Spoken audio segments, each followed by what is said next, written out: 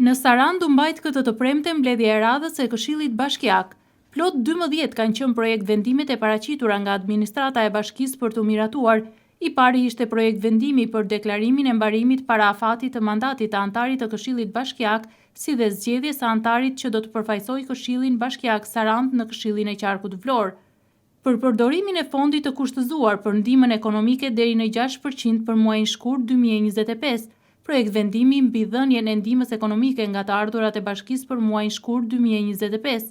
Për miratimin e shtetases me inicialet SM për të trajtuar në qendrën polivalente editore të moshuarve Feti Rugji Sarandë, për një ndryshim në vendimin e Këshillit Bashkiak numër 120 datë 31/8/2023 për ngritjen e komisionit të strehimit, ishin disa nga çështjet e diskutuara në këtë mbledhje.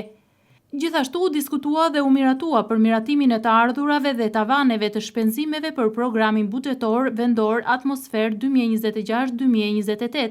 Këshilltarët e Këshillit Bashkiak të Sarandës diskutuan dhe miratuan edhe projekt vendimin mbi miratimin e buxhetit faktik të Bashkisë Sarandë për vitin 2024.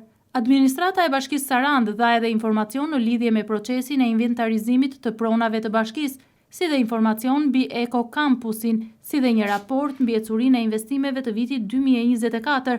Në fund u dha dhe një informacion nga qendra multifunksionale për zhvillimin e fëmijëve dhe problematikave në vijim të punës. Materiali u mundësua nga bashkëpunëtori i televizionit 6+1 Vlora Saranda Web.